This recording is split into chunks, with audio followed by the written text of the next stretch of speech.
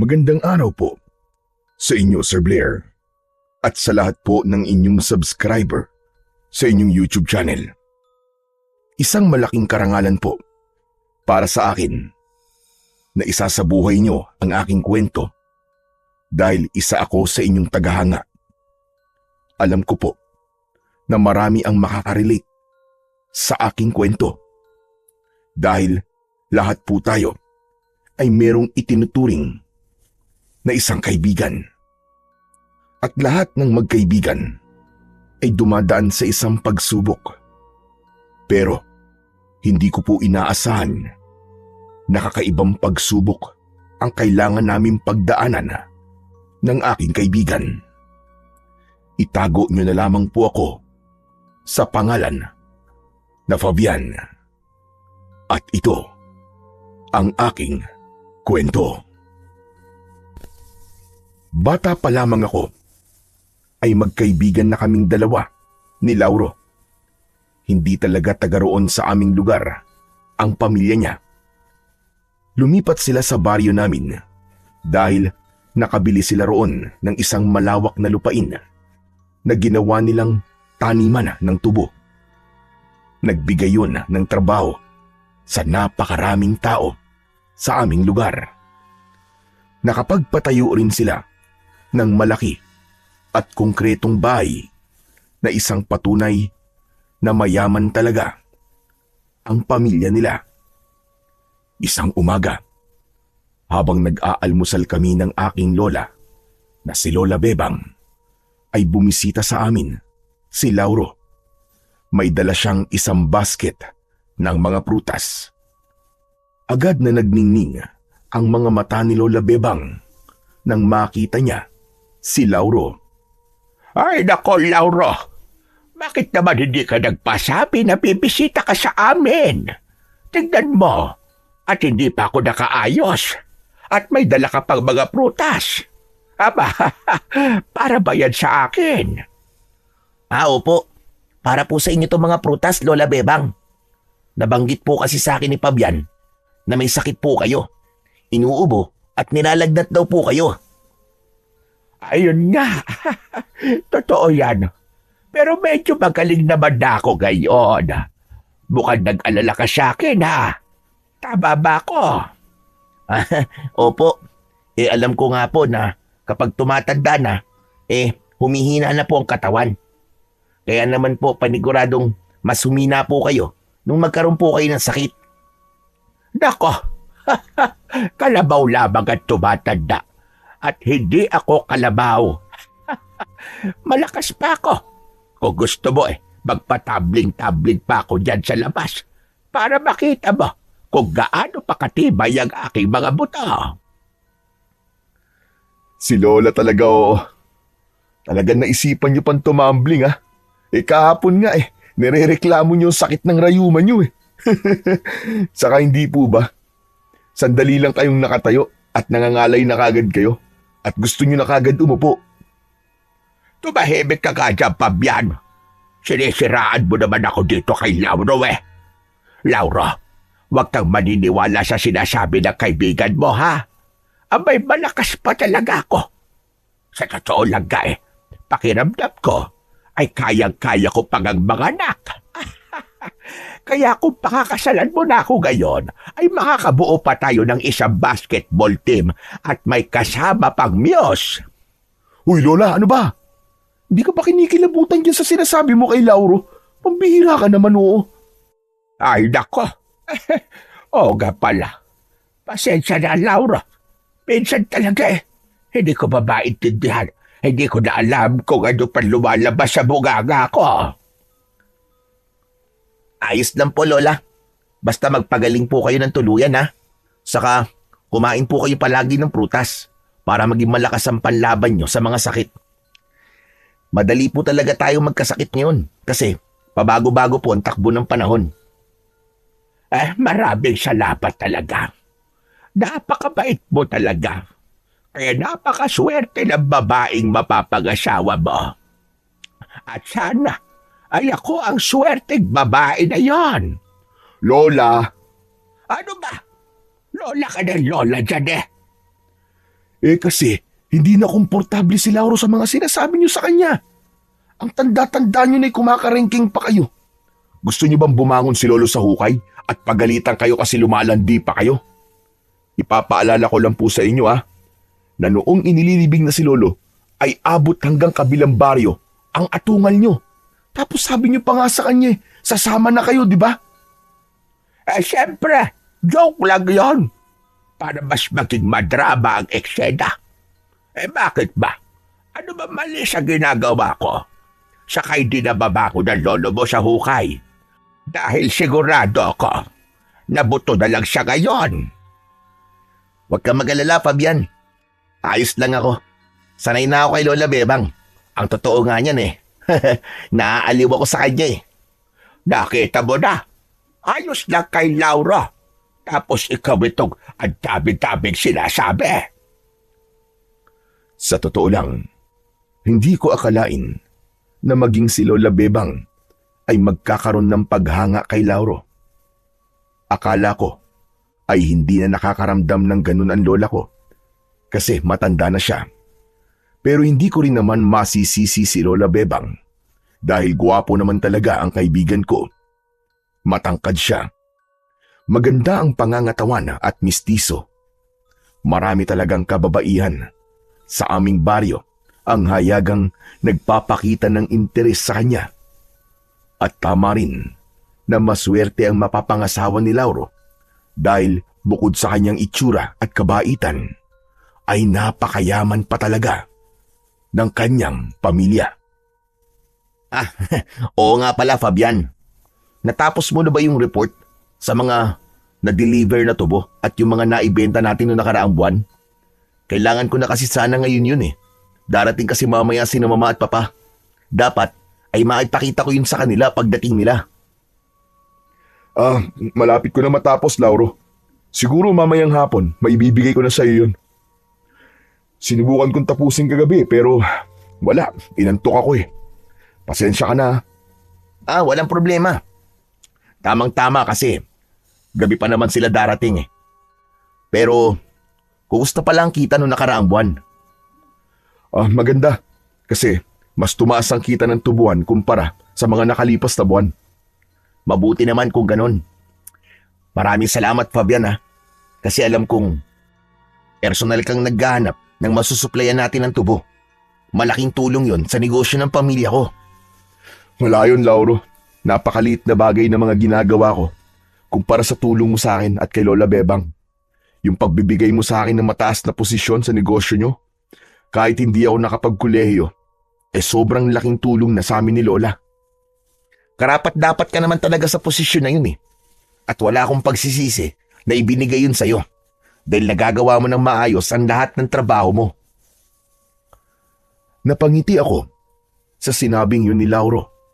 Kaya kong ipagmalaki na nakuha ko ang posisyon ko sa negosyo ni na Lauro, hindi dahil sa matalik kaming magkaibigan. Noon kasi ay namatay ang namamahala sa tubuhan ni na Lauro.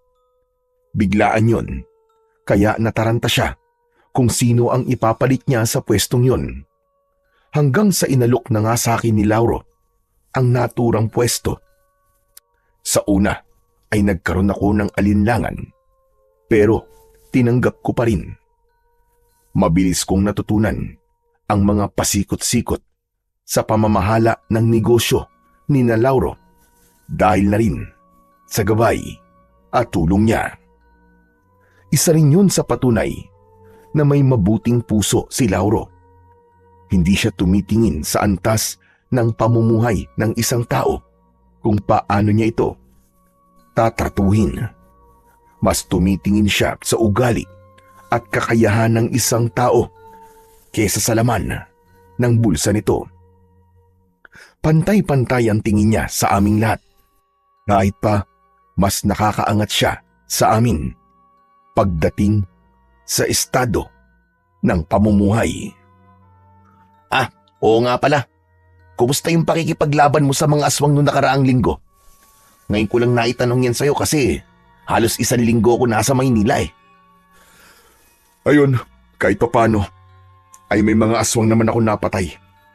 Pero Marami-rami pa rin sila. Hindi ko na nga alam kung mauubos ko pa sila sa dami nila eh. Mahirap yung ginagawa mo, Fabian. Hindi birong makipaglaban sa mga aswang. Lalo na't mag-isa ka lang. Alam mo, Fabian, hindi kaya oras na para iyain mo ang ilang kalalakihan dito sa atin na tulungan ka sa pakikipaglaban mo sa mga aswang? Ay, nako, Lauro. Matagal ko na yan sinabi sa kanya, pero ayaw niyang gawin. Manang-mana yan sa lolo niya na akala kaya-kaya ang lahat nang hindi humihingi ng tulong sa iba. Hindi naman po sa ganun, Lola Bebang. Kasi po, kahit noon pa nung si Lolo ang manunugis ng aswang dito sa atin, ay ayaw na makipaglaban ng mga tao rito, hindi po ba? Ilang beses nang hinimok ni Lolo ang mga kalalakihan dito na tulungan siya makipaglaban. At ilang beses din siyang tinanggihan. Kahit pa sinabi niya, nanda siyang sanayin ng mga yon. Kaya alam ko na po kapag kinausap ko sila, ay pareho na sagot lang ang makukuha ko.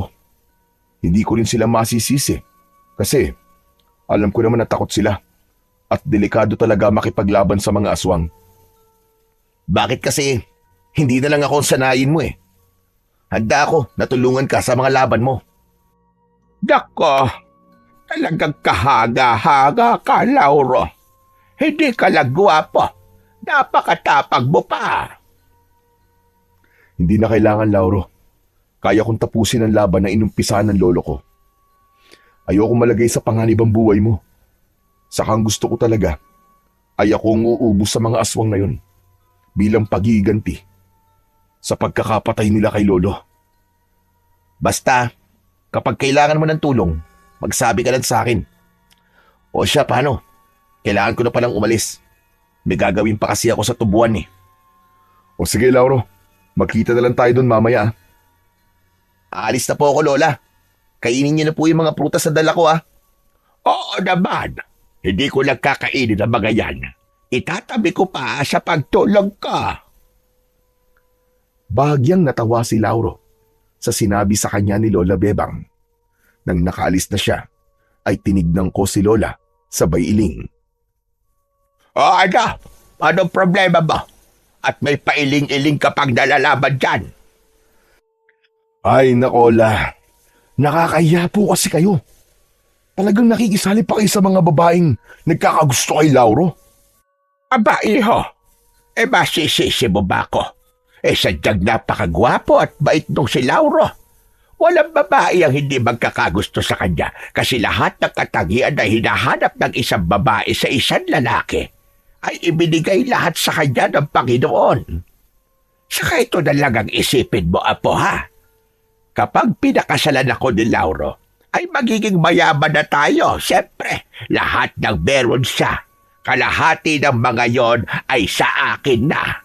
Kaya kung ako sa'yo, imbes na palagi mo kung sinisiraan kay Lauro, ilakad mo ako sa kanya. Sabihin mo sa kanya ang magagandang katangian ko. Para naman, ibigin niya na ako. Ay nako. At ano na naman po magagandang katangian yung ibibida ko sa kanya, Aber? Aba, marami. Mahusay ako sa mga gawaing bahay. Magaling ako magluto. Marami ako kayang lutuin na mga putay at lahat ng yon ay ubod ng sasarap. At hindi lang ang luto ko ang masarap, kundi pati na rin ako, saksakan ng sarap. Lola, kadiri ka naman.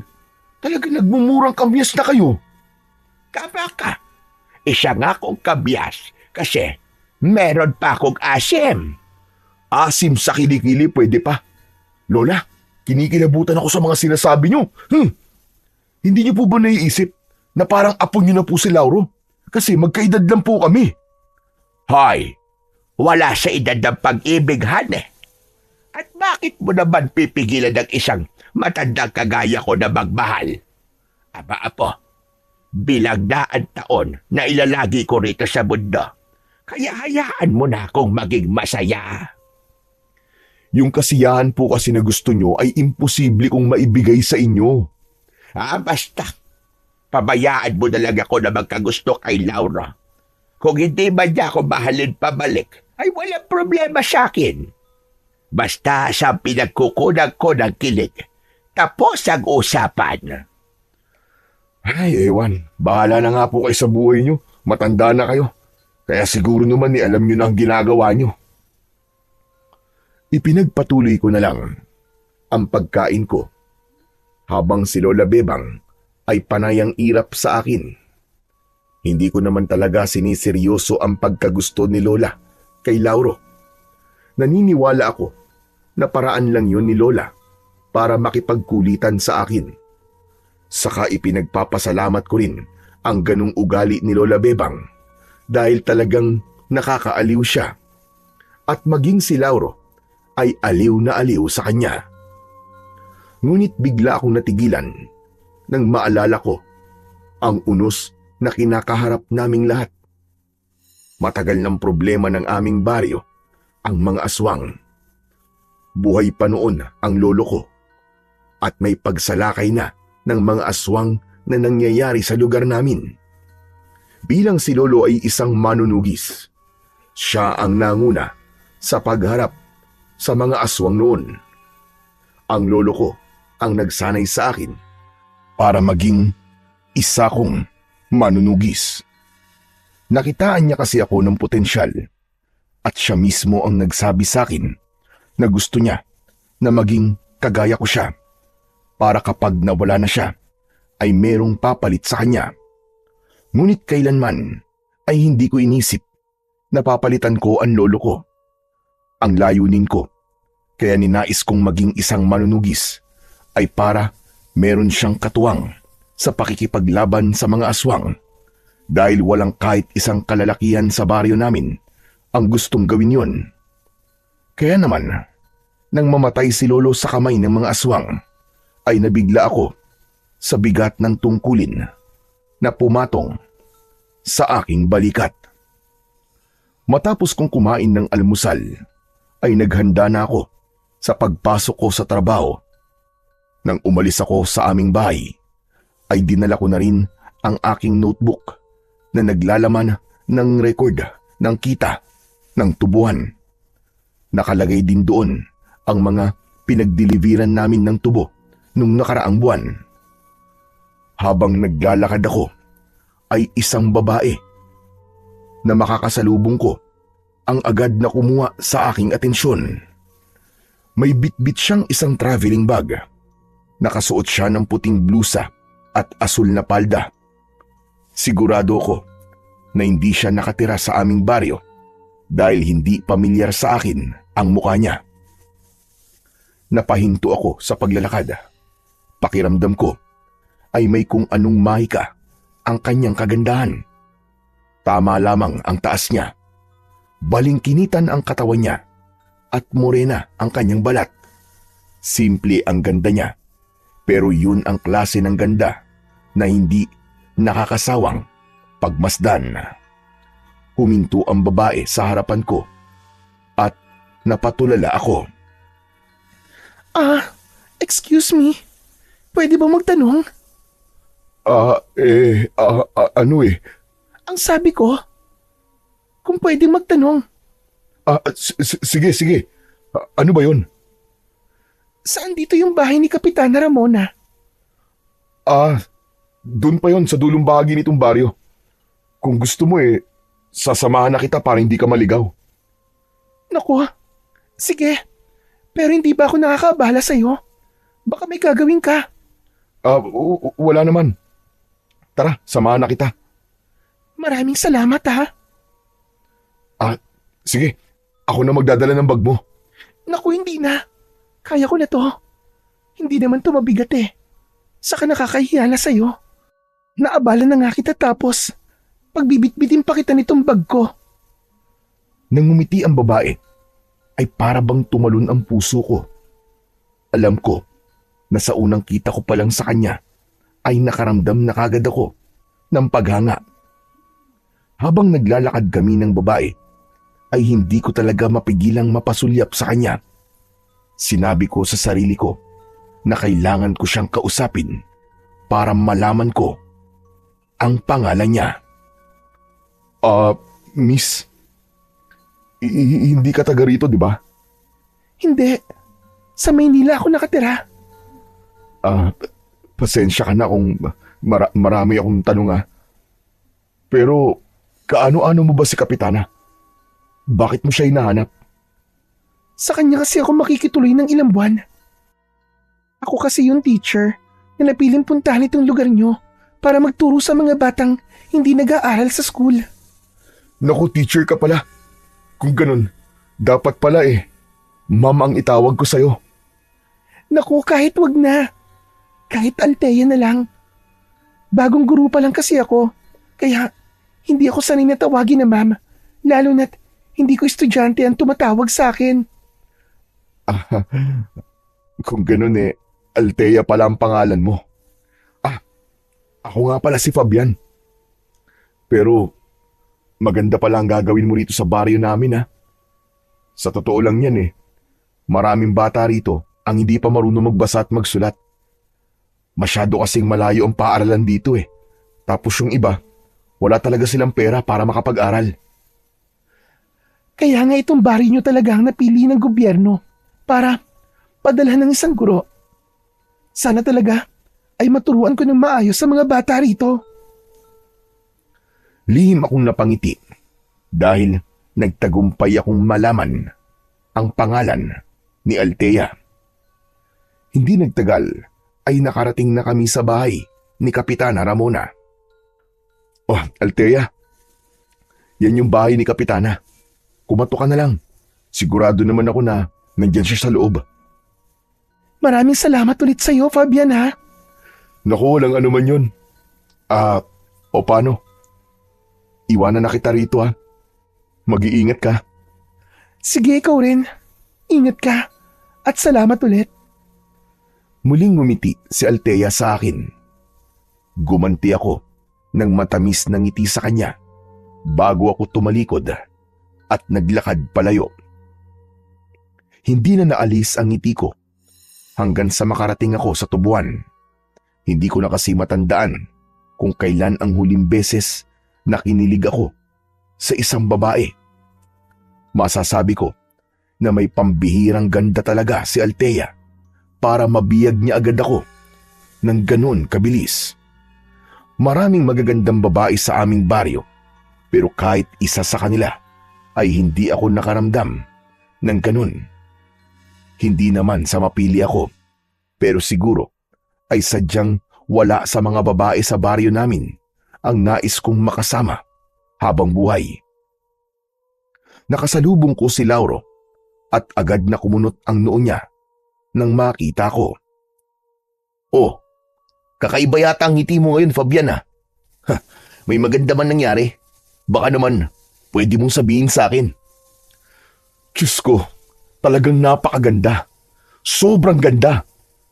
Nang alin ba? Hindi alin, kundi sino.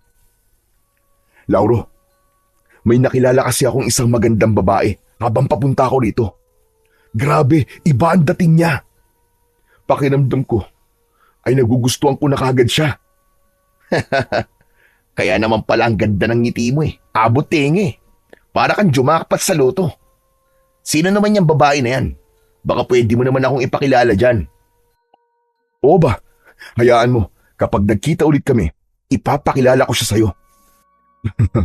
Ay oo nga pala, tatapusin ko na ngayon yung report para maibigay ko na sa'yo bago dumating sila sir at ma'am. O sige, pero huwag ka magmadali. Gabi pa kasi ang dating nila Mas okay na madaliin ko na to para marami pa akong magawa. Ikaw talaga, napakasipag mo. Kaya gustong gusto ko ng mga magulang ko Ang sabi nila ay huwag kong hahayaan na mawawala ka sa aming negosyo kasi malaki na itutulong mo sa amin. Malaki rin naman kasi na itutulong nyo hindi lang sa akin kundi maging sa napakaraming tao sa baryo natin. Simula kasi na magkaroon ng tubuan dito ay marami na nagkaroon ng trabaho. Isa talaga yan sa gusto naming mangyari sa lugar na ito. Sandali. Bakit parang bis na bis ka pala? Saan ba ang punta mo? Pupunta ako sa bayan. Mamimili ako ng pangluto namin mamayang hapunan. Kailangan masarap ang hapunan mamaya. Gawa ni na mama at papa. Minsan lang kasi sila narito Kaya gusto ko na masarap palagi ang kinakain nila. O sige, mag-iingat ka. Magsisimula na ako magtrabaho. Matapos ang pag-uusap namin na yon ni Lauro, ay dumiretso na ako sa maliit na opisina na malapit sa tubuan. Doon ko na tinapos ang report na kailangan kong ibigay mamaya kay Lauro. Habang ginagawa ko yun, ay ilang beses akong natigilan para isipin ang magandang muka ni Althea. Masaya ako kasi alam ko na magiging madalas ang pagkikita namin dahil sigurado ko na magtatagal siya sa aming baryo. Nagawa ko namang tapusin ng mabilis ang report. Pero bago ko yon ibigay kay Lauro, ay makailang beses ko yung chinek para masiguro ko na wala yung mali. Kahit pwede na akong magpahinga dahil tapos na ang aking trabaho, ay hindi pa rin ako nagpahinga. Tumulong ako sa ilang manggagawa sa tubuan sa paggapas at paglalagay ng mga tubo sa sako. Hindi na bago sa akin ang ganong gawain dahil doon ako nagsimula nung bago pa lang akong nagtatrabaho kina Lauro. Pagsapit ng 5:00 ng hapon ay umuwi na ako sa aming bahay. Muli kong naalala si Althea, kaya hanggang sa makarating ako sa aming bahay ay nakangiti ako. Sa sobrang saya ko, ay naisayaw ko pa si Lola Bebang nang makita ko siyang nagwawalis sa harapan ng aming bahay. Hinawakan ko ang mga kamay niya at nagpaikot-ikot kaming dalawa. Ay, Diyos ko! Ano ba, Apo? Nahihilo na ako. Baka mamaya dyan batumba ko at makita ng mga dumadaan ng panty ko. Sa dami ba naman po na pwedeng makita sa inyo ay panty pa talaga naisip nyo, Lola? Sayo pa po tayo, La. Kailangan nyo gumalaw-galaw at baka bigla kayong pumanaw. Talagang pagpanaw ko pa naisip mo damuho kang bata ka. Hala, sige, ayoko na sumayaw. Tama na at masusuka na ako. Grabe naman, ang bilis nyo naman pumapagod, Lola. Paano na lang po kapag nagkaroon na po kayo ng mga apo sa akin, tapos makikipaglaro sila sa inyo na sabay-sabay? Di, mapapagod po kagad kayo niyan. Paano naman ako magkakaroon ng apo sa iyo? Wala ka pa nga nobya o kahit nililigawan man lang. Pabian, kung bakla ka, umaming ka na ngayon din. Tatanggapin naman kita. Walang problema sa akin kung bakla ka. Maganda ngayon.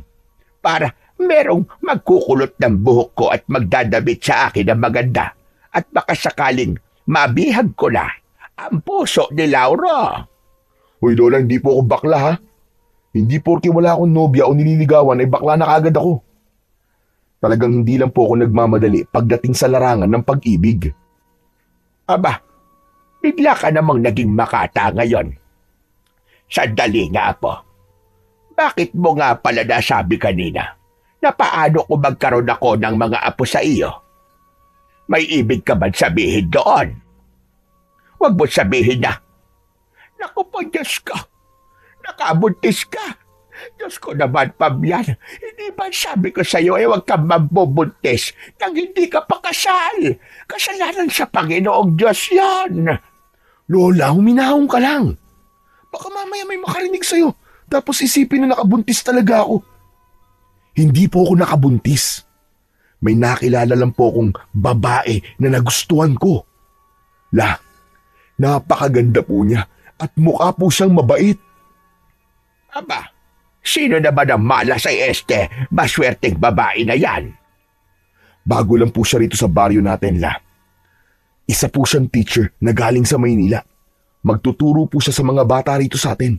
Doon po siya nakatira ngayon kina Kapitana. At Althea po ang pangalan niya. Aba, pangalan pa lang mukhang napakaganda na niya. Dapat ay dalhin mo siya rito sa bahay para makilala ko at planuhin na natin ang pamamanhikan sa pamilya niya. Grabe naman kayo sa bilis, La. Hindi ko pa nga po nililigawan pamamanhikan kagad. Masyado naman po kayo mabilis nun. Aba, sa panahon ngayon na po, dapat ay mabilis ka talaga. Ikaw na rin na nagsabi na maganda ang Althea na yon. Kaya hindi na nakakapagtaka kung maraming kalalakihan ang magtatangkang ligawan siya.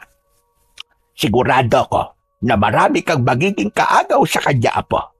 Kaya kung ako sa iyo, Abay, bilis-bilisan mo, kilos. Pagdating sa pag-ibig, ay hindi pwedeng babagal-bagal ka. Bakit parang nananakot po kayo, La? Hindi ako nananakot. Sinasabi ko lang ang pwedeng mangyari. Kaya kung ayaw mo magsisi sa huli, ay gumalaw-galaw ka na kaagad. Tinapik-tapik ni Lola Bebang ang balikat ko at saka siya muling bumalik sa pagwawalis. Sandali akong natulala at naisip ko na may punto naman ang sinabi ni Lola Bebang.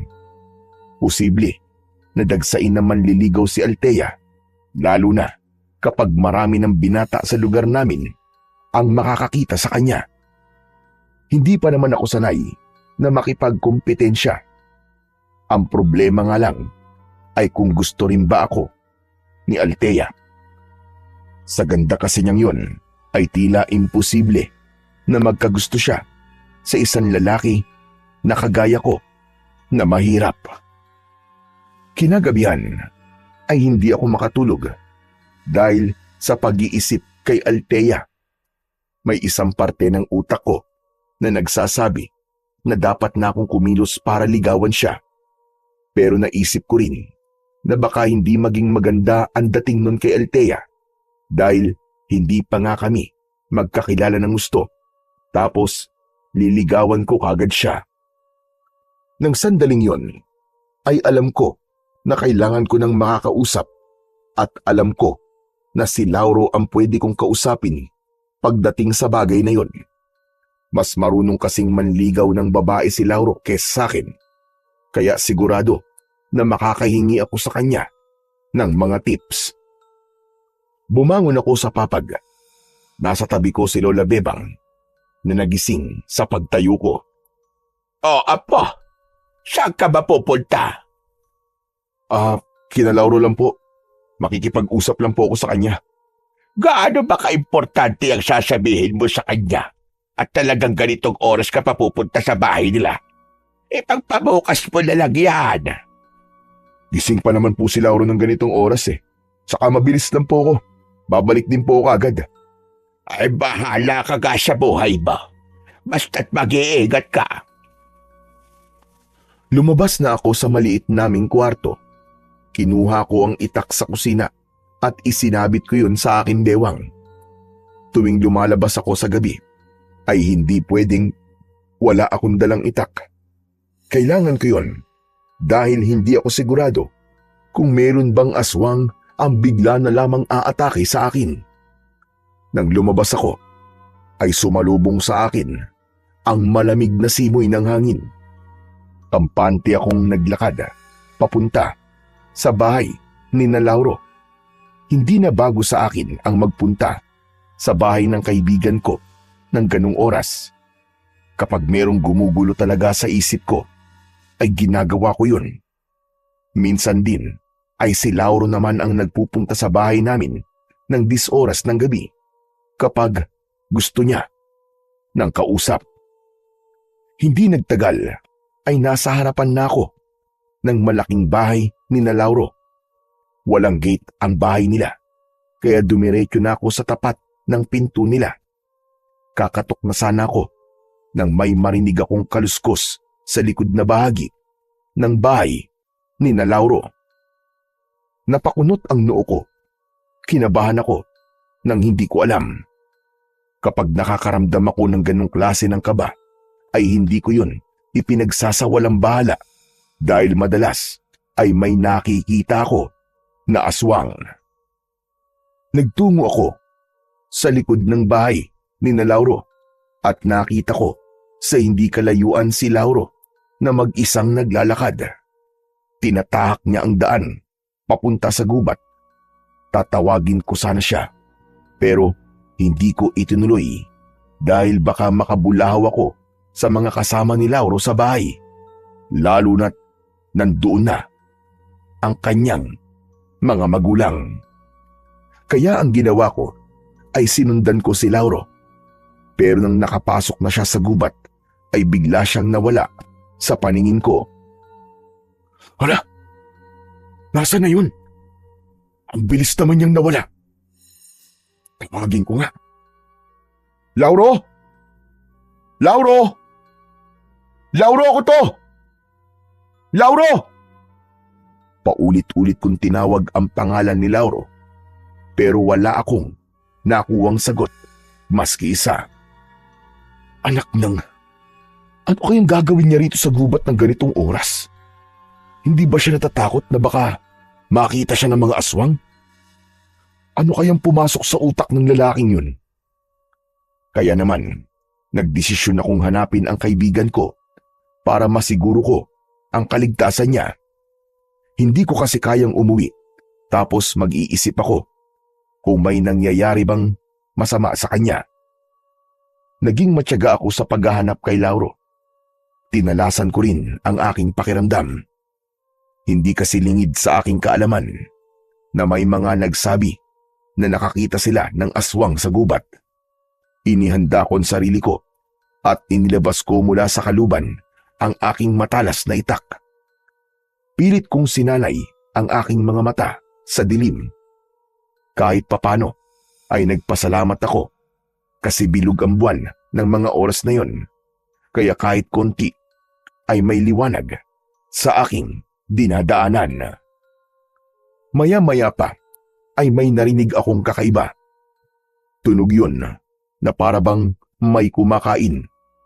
Sinundan ko ang tunog hanggang sa nakita ko ang isang nakakatakot na nilalang na kumakain ng isang baboy ramo. Kulay itim ang kanyang balat at malaki ang kanyang katawan. Kulay puti ang mahaba niyang buhok. Matutulis ang ngipin at mga kuko niya. Alam kong isang gabunan ang nilalang na yon na isang uri ng mabangis at malakas na aswang. Nagulat ako nang makakita ko ng gabunan sa gubat dahil hindi ko akalain na meron doong gabunan. Anak ng putya, mabuti na lang pala't dala ko ang itak ko. Hindi na kita dapat hayaang mabuhay. Kailangan na kitang patayin bago ka pa makapambiktima sa aming baryo. Maraan akong naglakad papalapit sa gabunan. Ginawa ko ang lahat para hindi ako makalika ng kahit na anong ingay. Hindi ko inalis ang tingin ko sa kanya, ngunit sadyang malakas ang pakiramdam ng gabunan. Dahil nang ilang dipa na lang ang layo ko sa kanya, ay biglang umangat ang mukha niya. Diretsong tumingin sa akin ang nanlilisik niyang mga mata. Wala na akong nagawa, kundi ang sumugod sa gabunan. Mabilis akong tumakbo palapit sa kanya.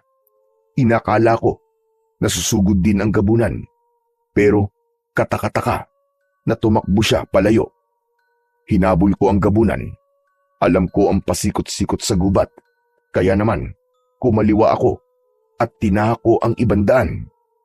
Makalipas lamang ang ilang segundo, ay muli akong kumaliwa at nagulat ang gabunan nang sumulpot ako sa kanyang harapan. Akala mo ba ay makakatakas ka sa akin? Hindi ako makikipaglaban sa'yo.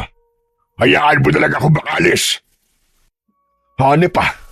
Sa lahat yata ng aswang, ikaw lang ang nagsabi sa akin yan.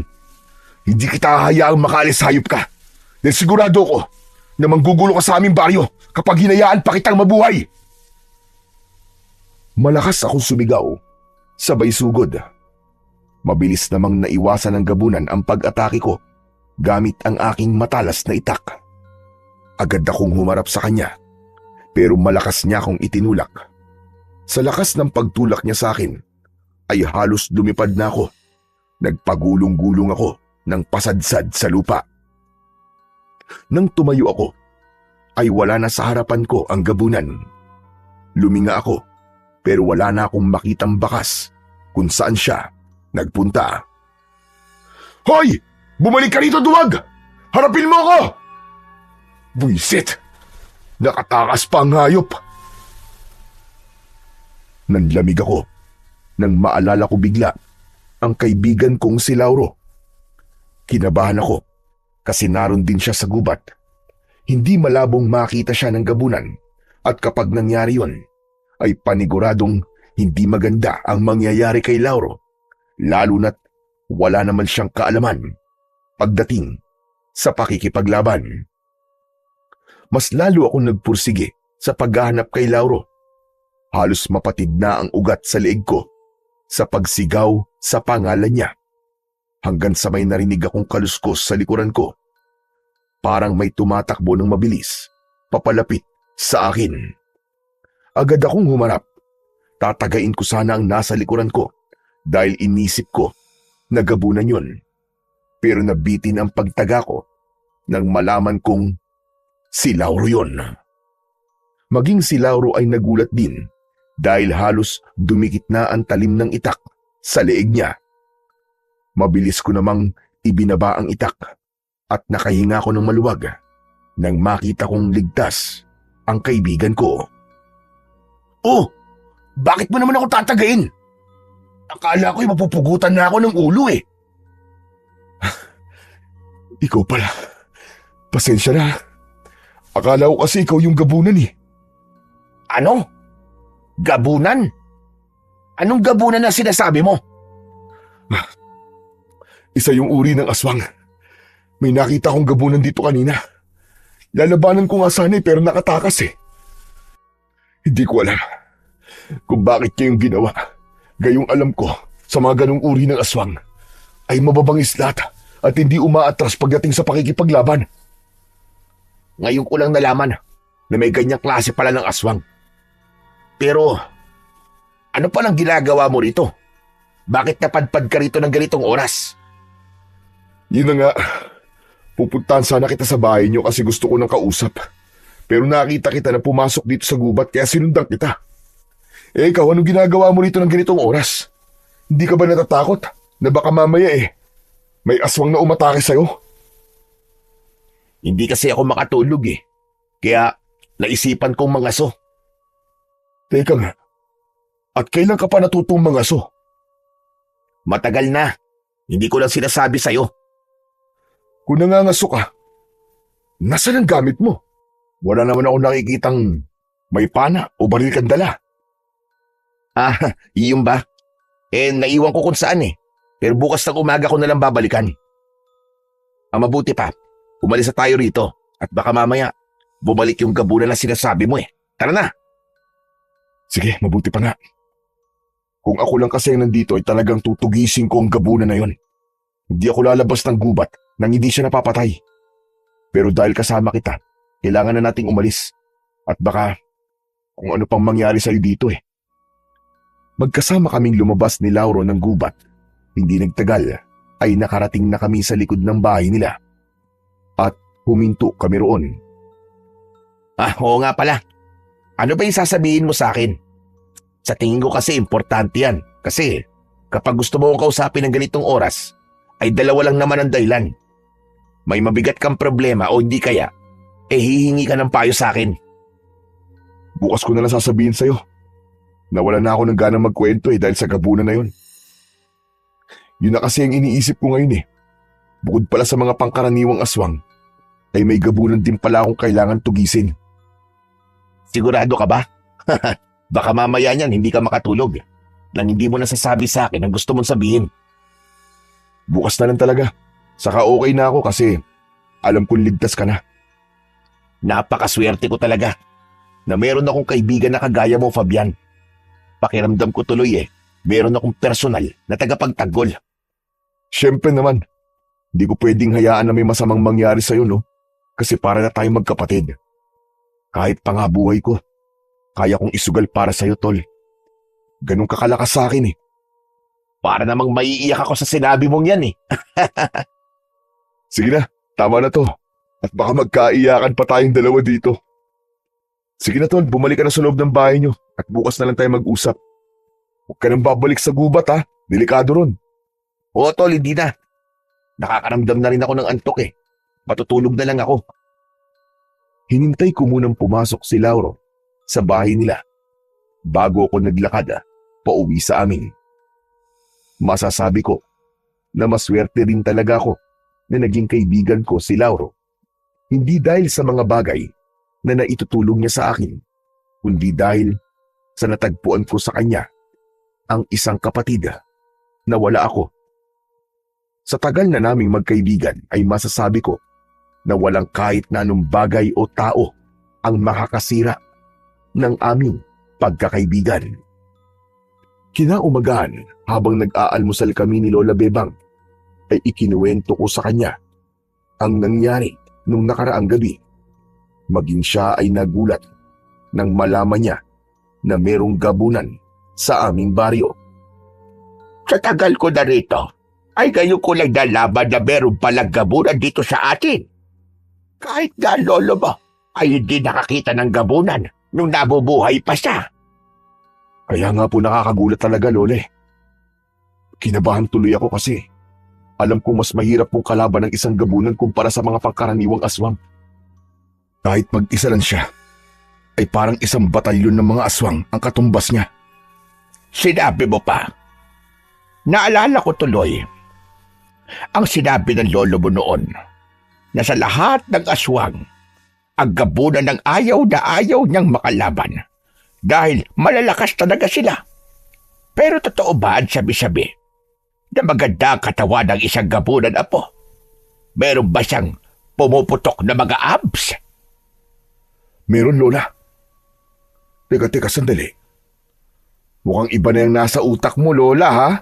Dumali na naman kayo sa pagiging makamundo nyo, ha? Tinanong ko lang naman kung may abs ang gabunan. Makamundo na kagad. Pambihira naman itong batang ire.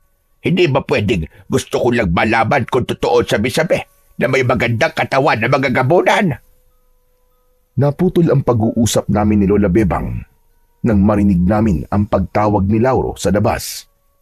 Aba, nandito na naman si Lauro ng ganito kaaga. Siguro ay na-miss niya ako at gusto niya akong makita. Napailing na lang ako sa sinabi ni Lola Bebang. Magkasama kaming lumabas at nagulat ako nang malaman kong kasama ni Lauro si Althea. Napakaganda ni Althea sa suot niyang bulaklaking bestida. Nakatali ang mahaba niyang buhok.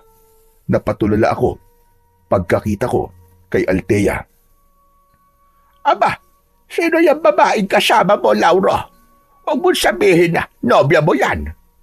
Iiyak na ako ngayon. Ganyan talaga si Lola Bebang, Althea. Mapagbiro siya. Lola, ito po si Althea. Siya po yung guro na ipinadala rito ng gobyerno para magturo po sa mga bata dito sa atin na hindi po nakakapag-aral. Althea, siya naman si Lola Bebang. Siya naman si Fabian. Matalik kong kaibigan yan. Dikit na dikit kaming dalawa niyan. Para kami magkapatid. Nagkakilala na kami ni Fabian nung unang araw akong dumating rito. Talaga? Paano kayo nagkakilala? Siya ang nagatid sa akin sa bahay ni Kapitana. Maraming salamat pala ulit sa'yo, Fabian. Walang anuman. Althea pala ang pangalan mo. Fabian na po. Hindi ba siya yung... Mabilis kong tinakpan ang bibig ni Lola Bebang gamit ang mga kamay ko dahil alam ko kung ano ang sasabihin niya. Palihim kong pinanlakihan ng mga mata si Lola at sa tingin ko ay nakuha niya ang ibig kong sabihin. Kaya tumango siya. Naikwento ko kasi kay Lola na may gurong magtuturo sa mga bata dito sa amin. Pero bakit pala magkasama kayong dalawa ngayon? Pumunta kasi ako kanina sa bahay ni Kapitana dahil magbibigay ako ng donasyon para sa mga itatayong poste ng ilaw dito sa atin. Ipinakilala ni Kapitana sa akin si Althea. At ang sabi ni Kapitana ay ipasyal ko muna rito sa atin si Althea habang hindi pa siya nagsisimulang magturo sa mga bata. Bukas pa kasi siya magsisimulang magturo eh. Fabian, pwede ba ako makigamit ng banyo nyo? Kanina ko pa kasi kailangan gumamit ng banyo eh. Sige. Lola, pakisamahan niyo naman po si Althea sa banyo natin. Magkasamang nagtungo sina Althea at Lola Bebang sa likod ng aming bahay kung saan naroon ang aming banyo. Napansin ko na naging seryoso ang muka ni Lauro nang tumingin siya sa akin. Hindi ba, Tol, may nabanggit ka sa akin na babaeng nakilala mo? Ang sabi mo ay nagustuhan mo kagad ang babaeng yon. Si Althea ba ang babaeng tinutukoy mo? Kasi nagkakilala na pala kayo bago ko pa siya makilala. Hindi. Hindi si Althea ang babaeng tinutukoy ko. Sino ang babaeng sinasabi mo na nakilala mo? Na nagustuhan mo na kagad? Ano nga bang pangalan nun? Si Clara. Tama, si Clara. Taga-kabilang baryo siya. Siya yung sinasabi ko na nakilala ko na nagustuhan ko kagad. Ganun ba? Mabuti na lang pala at hindi si Althea ang babaeng sinasabi mo. Akala ko kasi magiging magkaribal pa tayo sa iisang babae. Ayoko mangyari yon kasi paniguradong mag-aaway tayong dalawa. Ha? Anong ibig mong sabihin? Ang bagal mo naman makuha ang sinabi ko. Ang ibig ko sabihin ay may gusto ko kay Althea at balak ko na siyang ligawan. Ewan ko ba? May kakaiba kay Althea. Kaya nakaramdam kagad ako ng ganito sa kanya. Yun lang naman pala eh. Huwag ka mag-alala, tol. Kasi wala akong gusto kay Althea. Hindi siya ang tipo kong babae, tol. Mas gusto ko yung kagaya ni Clara.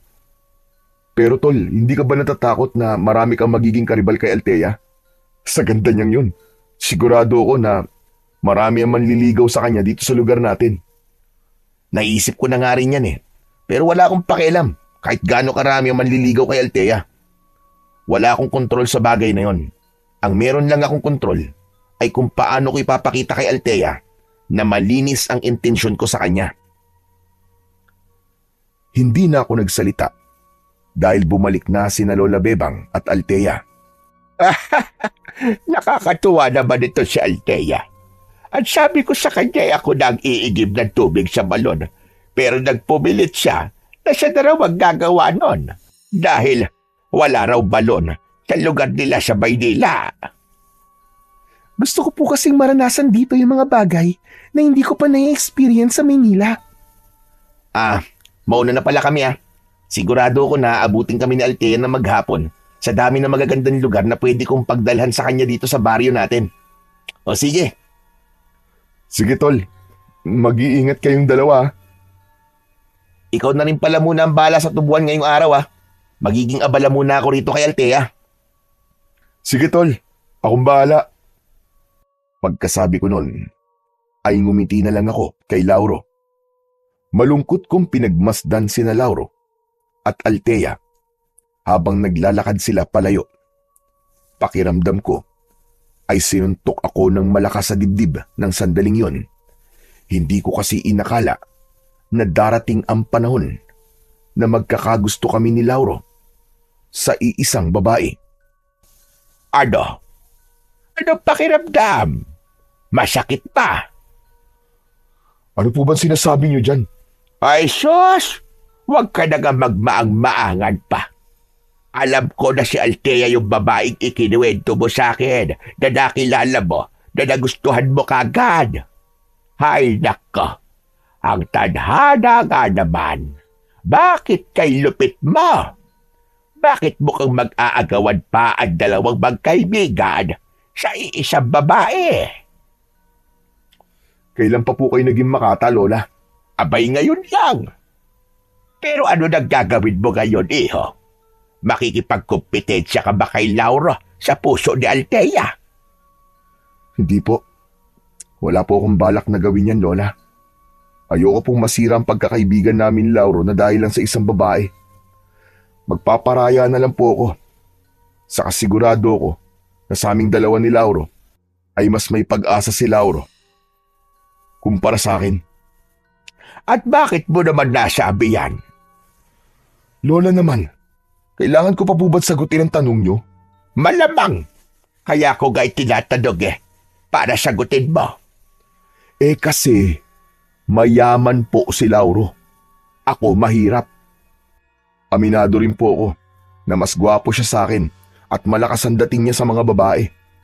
Isa pa, wala naman po ako may pagmamalaki. Yung pagiging manunugis mo at pakikipaglaban sa mga aswang. Yung pagprotekta mo sa aming lahat laban sa mga aswang. Sa tingin mo ba ay hindi pa yun sapat na dahilan para masabi mong may maipagmamalaki ka? Ewan ko, Lola. Kung ibang lalaki siguro ang karibal ko kay Althea, ay magiging malakas ang loob ko kahit papano. Pero kung si Lauro na Aba, ibang usapan po yun. Isa pa, mas importante po sa akin ang pagkakaibigan naming dalawa. Sigurado kasi ako na kapag nakipagkumpetensya ako sa kanya, ay masisira ang samahan namin dalawa.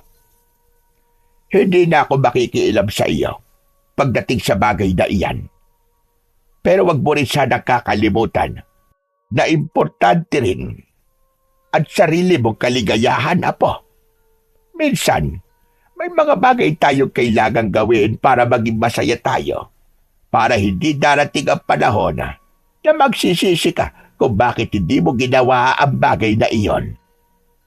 O siya, tara na sa loob. Tapusin na natin ang pag-aalmusal para makapasok ka na sa iyong trabaho. Nang pumasok si Lola Bebang sa bahay, habang ako'y naiwan na mag-isa sa labas, ramdam ko ang bigat sa aking dibdib. Ngunit alam ko na wala na akong magagawa kundi ang tanggapin na hindi ko na maaaring ituloy ang panliligaw ko kay Althea.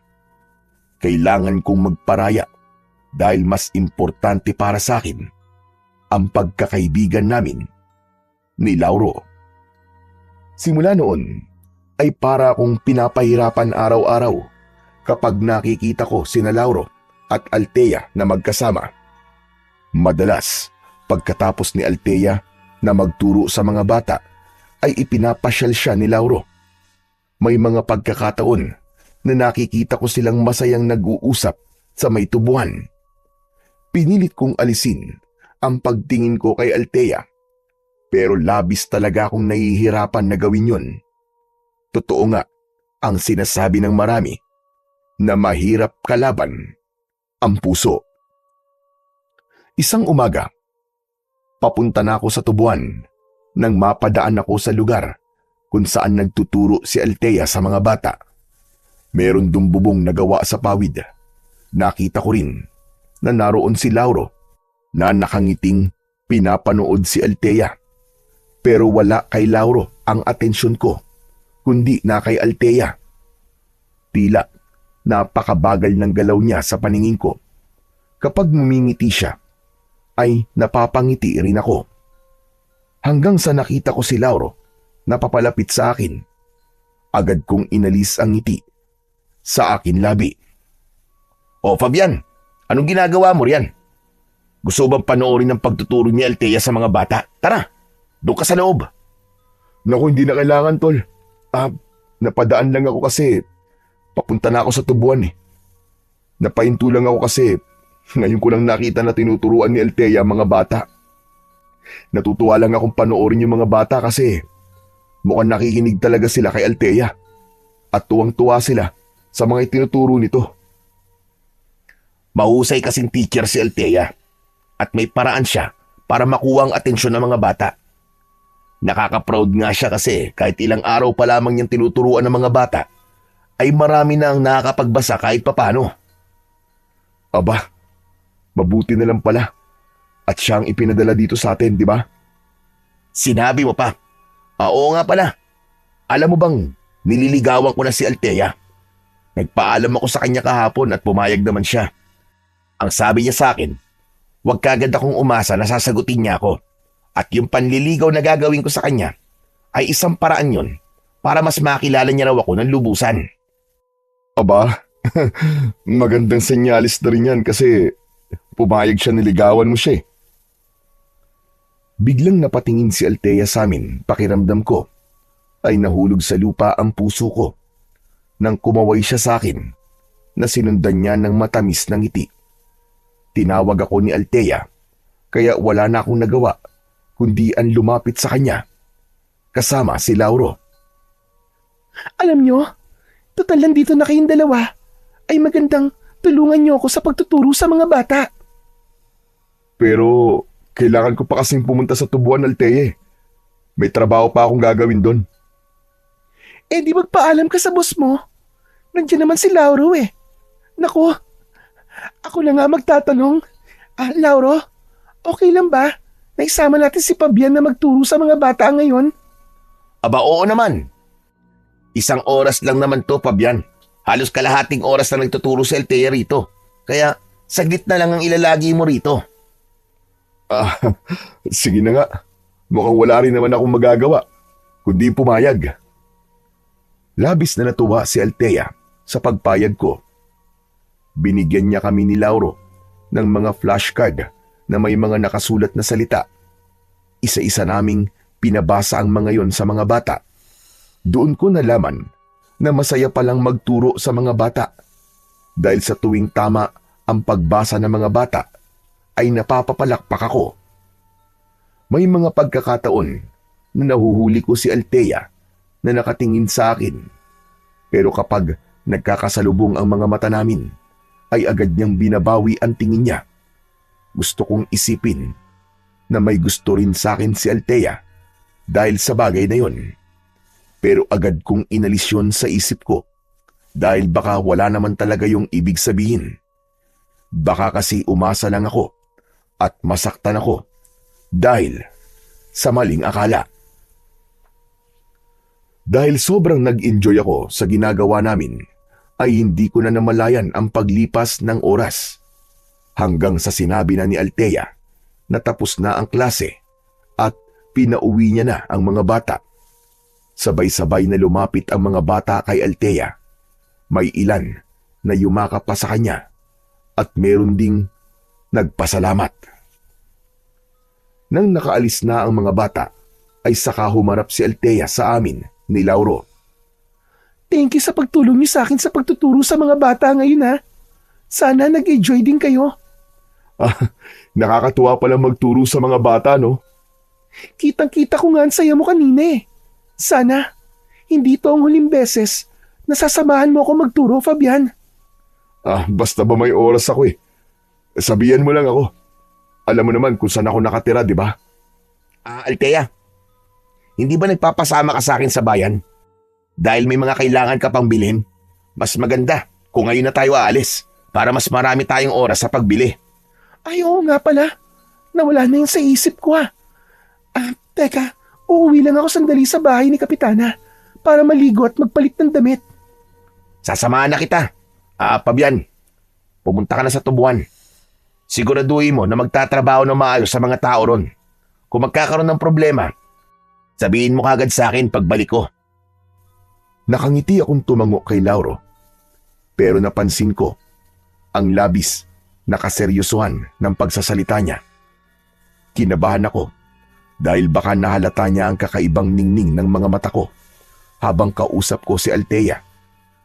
Baka nagkaroon siya ng hinala na may gusto rin ako kay Althea.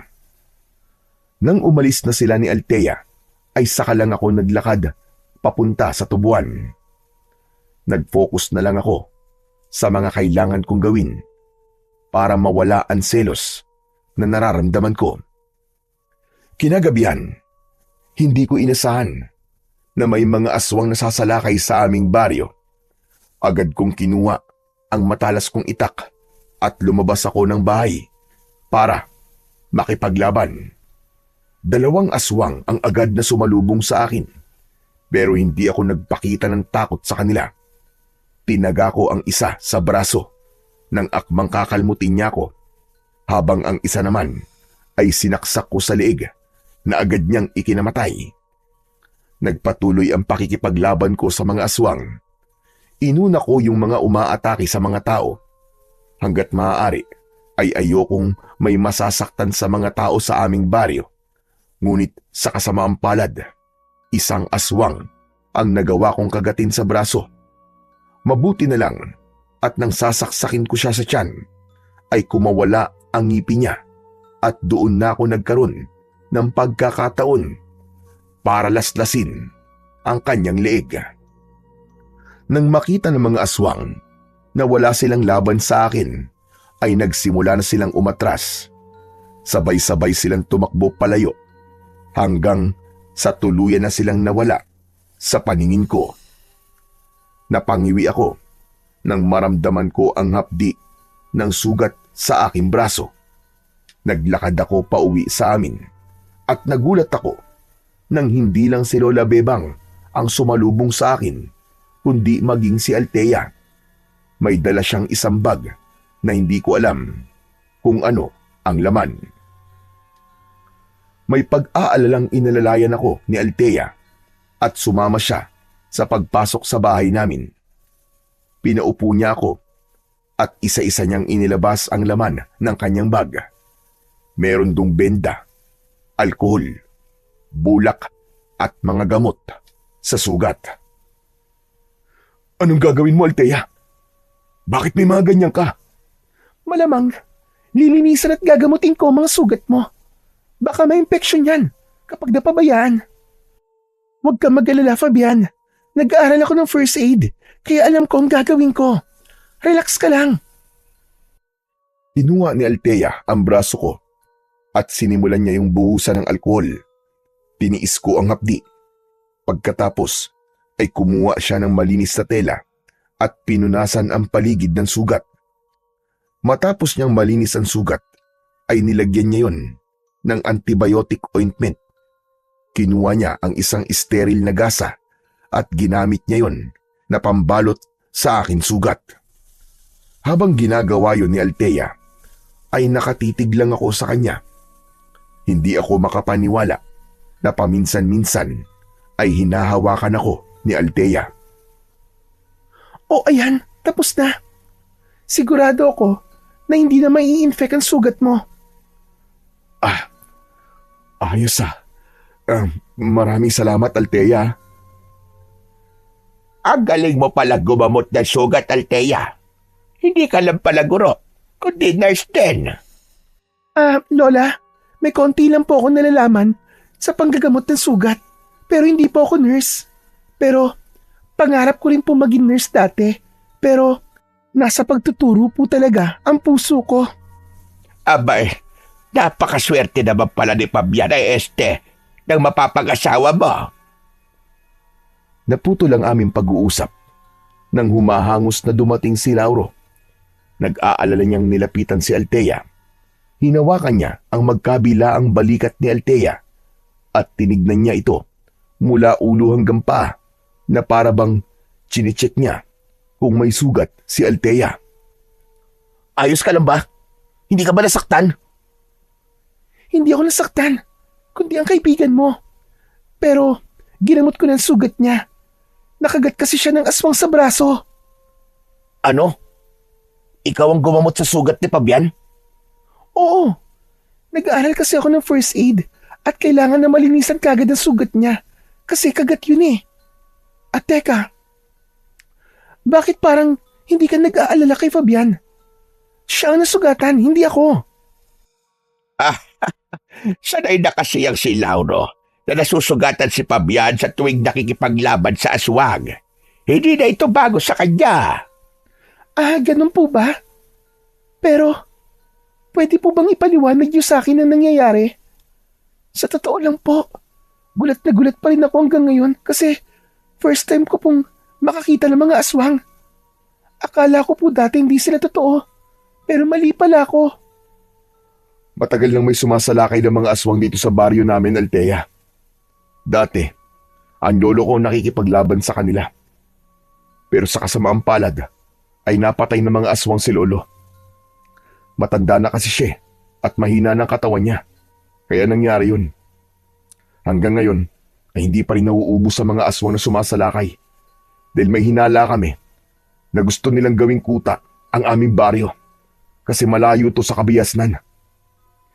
Pero bakit ikaw lang nakikipaglaban sa mga aswang? Wala man lang akong nakitang ibang nakipaglaban kanina, kundi ikaw lang. Tungkulin ko kasi na makipaglaban sa mga aswang. Dahil isa akong manunugis. Yun ang tawag sa isang taong may kasanayan at kaalaman sa pakikipaglaban sa mga aswang. Ang lolo ko nagturo sa akin nun para maging manunugis. Kaya naman nung mamatay siya, ako na ang pumalit sa kanyang pwesto. Ako lang kasi ang mag-isang nakikipaglaban. Dahil lahat ng tao rito sa amin ay takot sa mga aswang. Ha? Pero para sa akin, hindi ka dapat pumapayag na mag-isa ka lang nakikipaglaban. Dapat, kusa kang tinutulungan ng mga tao rito. Oo, bayani ang tingin nila sa'yo, pero buhay ang usapan dito. Hindi ba nila naiisip na sa tuwing humaharap ka sa mga aswang, ay nakalagay sa hukay ang kalahati ng iyong katawan? Huwag naman sanang mangyari Pero paano kung may mangyaring masama sa'yo? Paano kung mawalan ka ng kakayahan na makipaglaban sa mga aswang? Paano na mga tao rito? Kung kahit isa sa kanila ay takot na makipaglaban. Ginagawa ko naman ang lahat, Althea, para walang masamang mangyari sa akin. Nangako kasi ako noon sa lolo ko, nung namatay siya, na ako ang uubos sa mga aswang dito sa amin. Nangako rin ako sa kanya na ako ang magbibigay ng tuldok sa pagsalakay ng mga aswang dito sa baryo namin. Magsasalita pa sana si Althea, pero biglang hinawakan ni Lauro ang balikat niya. Napatingin naman si Althea kay Lauro. Althea, masyado nang malalim ang gabi. Mas makakabuti kung ihatid na kita sa bahay ni Kapitana para makapagpahinga ka na. Saka, kailangan na rin magpahinga ni Fabian eh. Sige. Pero Fabian, bukas babalik ako rito para palitan ng benda ng sugat mo. Lauro, pwede bang wag mo munang papasukin sa trabaho si Fabian? Mas makakabuti kasi kung makakapagpahinga siya kahit isang araw lang. Althea, hindi na kailangan. Isang kagat lang naman to eh. Saka hindi naman mabigat ang trabaho ko sa tubuan. Hindi rin ito ang unang beses na nasugatan ako ng aswang. Kaya ko pa rin magtrabaho. Salamat sa pag-aalala mo ha. Tama si Althea, Fabian. Mas makakabuti siguro kung magpapahinga ka na muna bukas. Sa susunod na araw ka na lang magtrabaho. Ako na muna ang bahala na gumawa ng mga kailangan mong gawin bukas. Althea, tara na. Iatid na kita sa bahay ni Kapitana. Matapos magpaalam ni Althea sa amin, ni Lola Bebang, ay umalis na sila ni Lauro. Hindi ko mapigilang mapangiti dahil sa kauna-unahang pagkakataon ay naramdaman ko ang pag-aalala ni Althea sa akin. Kung hindi lang siya nililigawan ni Lauro, ay iisipin ko talaga na may gusto na rin siya sa akin. Sa itsura mo, para kang hindi nakagat ng aswang Mukha kang idinuduyan sa ulap, Apo. Ang dami niyo naman po napapansin, Lola. Ay, sus! Paano hindi kita mapapansin? Habang ginagamot ka ni Althea kanina, halos maduling ka na sa sobrang kilig. Natural, kikiligin po ako dahil may gusto po ako kay Althea. Pero syempre, alam ko po ang limitasyon ko, Lola. Hindi ko po pwedeng ipaalam kay Althea na may gusto ko sa kanya. Kasi, nililigawan siya ni Lauro. Pero alam mo, Apo, sa tingin ko, may gusto rin sa'yo si Althea. Iba yung tingin niya sa'yo.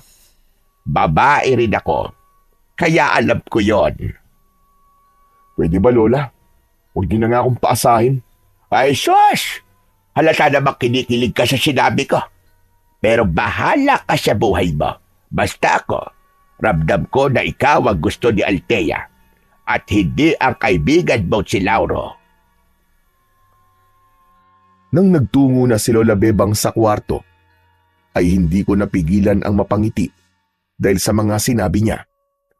Bumangon ang konting pag-asa sa puso ko na baka nga totoong may gusto si Althea sa akin.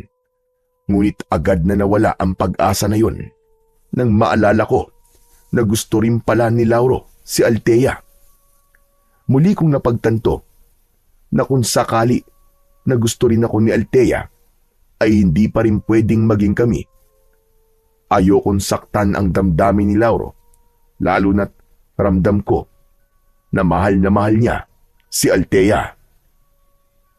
Nang sumunod na araw ay hindi muna ako pumasok sa trabaho. Pagkatapos naman ni Althea na magturo sa mga bata, ay dumiretso siya sa bahay namin para muling lagyan ng gamot ang sugat ko at palitan yun ng benda. Wala noon si Lola Bebang dahil nagpunta siya sa palengke, kaya kaming dalawa lang ni Althea ang nasa bahay. Habang nilalagyan ni Althea ng bagong benda ang sugat ko, ay hindi ko mapigilang mapatitig sa kanya. Althea, maraming salamat pala sa paggamot sa sugat ko. Walang anuman. Saka, napakaliit na bagay lang ng ginagawa kong ito kumpara sa ginagawa mo para sa baryo nyo. Pero alam mo, Fabian, hanggang ngayon, hindi pa rin ako makapaniwala sa mga nakita ko kagabi. Naluloka pa rin ako kasi hindi ko talaga ini-expect na totoo talaga mga aswang. Sa syudad ka kasi lumaki. Bihira ang aswang sa ganun lugar kasi masyadong matao ron. Pinipili kasing salakayin ng mga aswang ang lugar na kagaya nitong sa amin. Yung hindi sila makikita ng mas maraming tao. Pero Fabian, grabe. Napakatapang mo pala. Para mag-isa kang makipaglaban sa mga aswang. Para sa akin, isang kabayanihan ang ginagawa mo. Salamat ah. Ang lolo ko kasi nagturo sa akin at tumulong. Lalo na't meron akong kakayahan. Kaya nga mas lalo akong humahanga sa iyo, Fabian eh. O yan, tapos ko nang palitan ng benda ang sugat mo. Huwag ka muna magbuhat ng mabibigat ha. Kapag nilagnat ka, ay magsabi ka kagad sa akin para mabigyan kita ng gamot. Sige. Maraming salamat ulit, Althea. Oo nga pala. May itatanong sana ako sa'yo. Ano yun? Hindi ba nililigawan ka ni Lauro? May pag-asa ba ang kaibigan ko sa'yo? Yung totoo? Mabait naman si Lauro eh. Saka, mahilig siyang magbigay ng regalo. Pero ano? ang totoo niyan eh, may iba na kasi akong gusto. Hinahayaan ko nang naligawan ako ni Lauro. Kasi gusto kong malaman kung mahal ko nga ba talaga yung lalaking sinabi ko na gusto ko. Kasi kung makakaramdam ako ng kakaiba kay Lauro, ibig sabihin, mababaw lang ang nararamdaman ko para sa taong yun. Pero hindi eh. Mas lalong lumalim ang nararamdaman ko sa kanya. Lalo na nung mas nakilala ko siya. Pakiramdam ko ay gumuho ang mundo ko sa sinabi ni Althea. Dahil wala pala sa amin ni Lauro ang gusto niya. Naisip ko na may iba pang lalaking nakilala si Althea sa lugar namin. Ang swerte naman ng lalaking nagugustuhan mo. Pero sana naman, Althea, ay wag mo nang patagalin ang panliligaw ni Lauro sa'yo kung may iba ka na palang gusto. Baka kasi kapag tumagal pa, ay mas lalo siya masaktan kapag binasted mo siya. Bala ko na talagang sabihin kay Lauro na tumigil na siya sa panliligaw sa akin. Pero, hindi mo ba tatanungin muna kung sino ang lalaking nagugustuhan ko? Hindi na lang siguro. Hindi ko naman siguro kilala ang lalaking sinasabi mo eh. Ano ka ba? Kilalang kilala mo siya, Fabian. Dahil ikaw ang lalaking yun. Namilog ang mga mata ko. Para akong binuhusan ng napakalamig na tubig.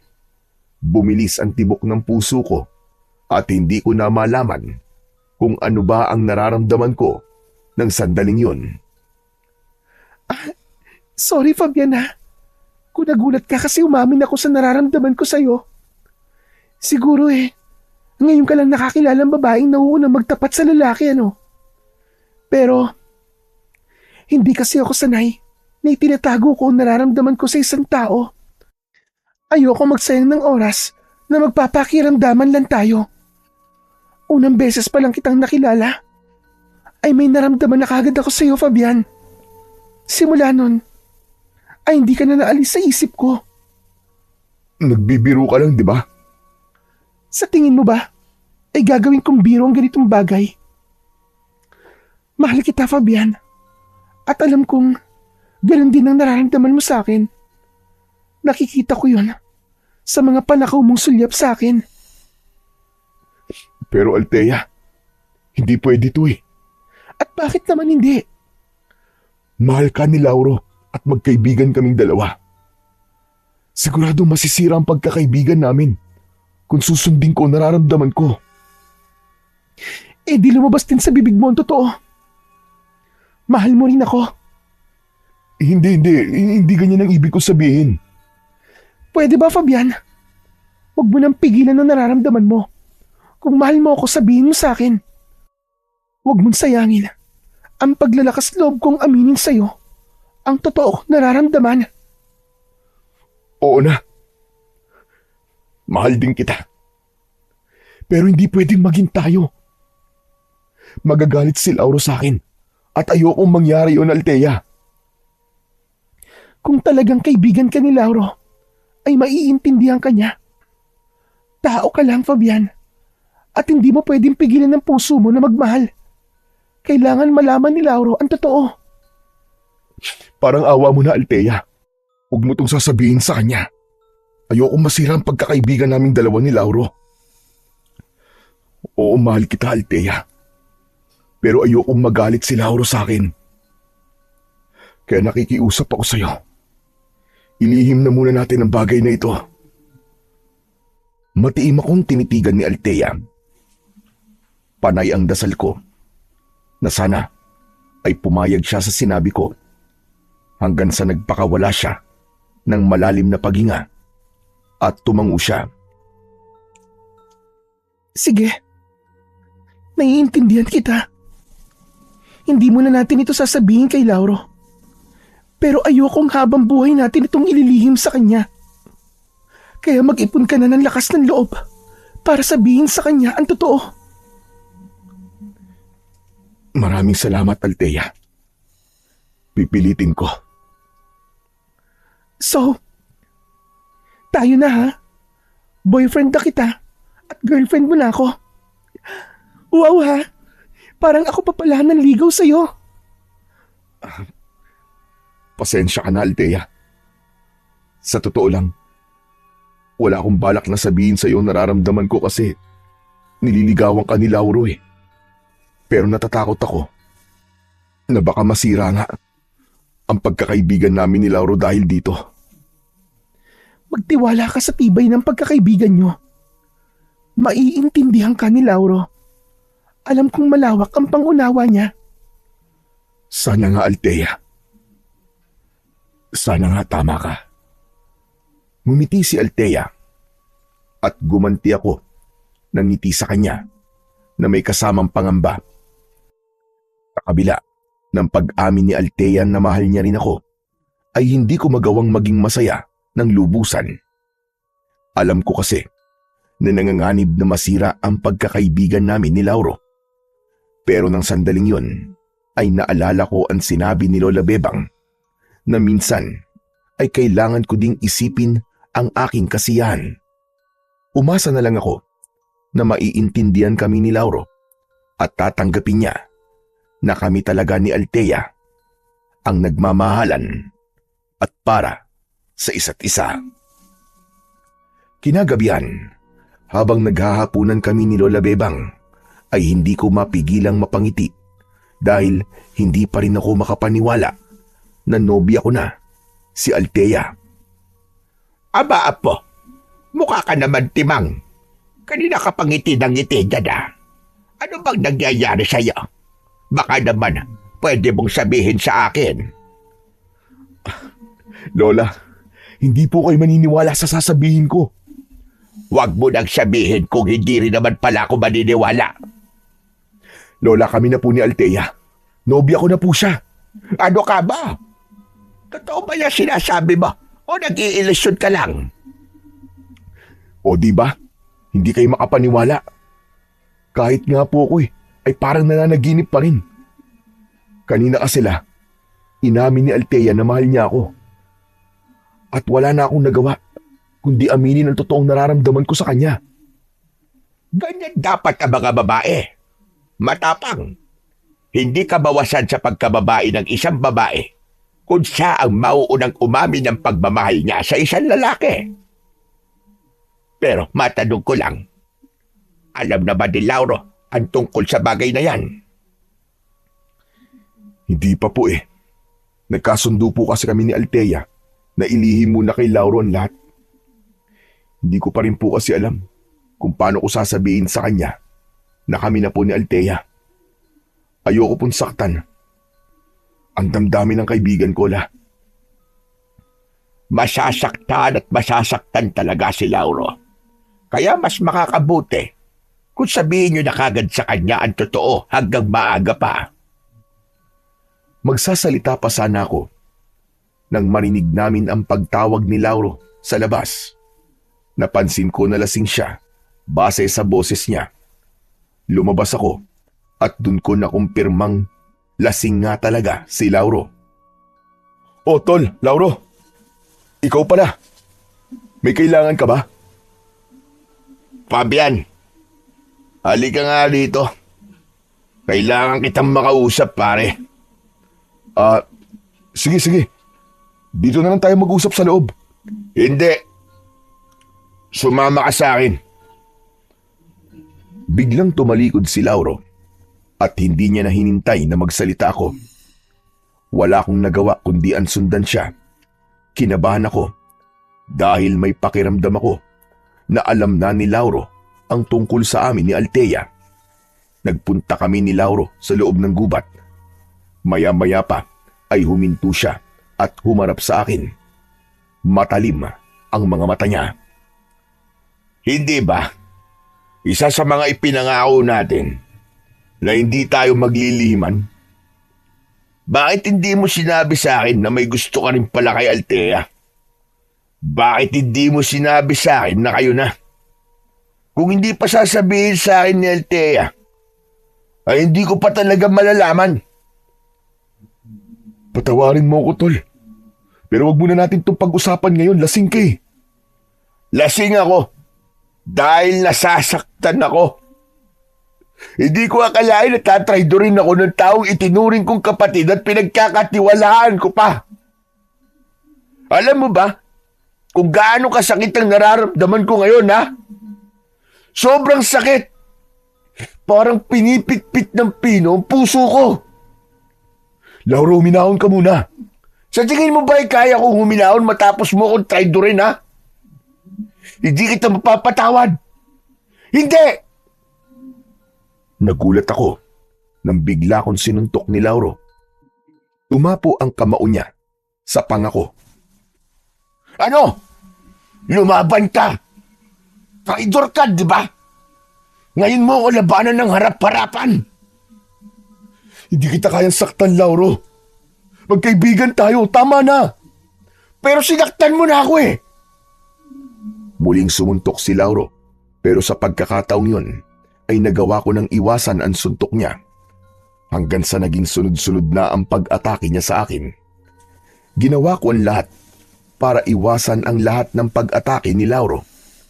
Wala akong balak na labanan siya, lalo na't alam kong lasing siya.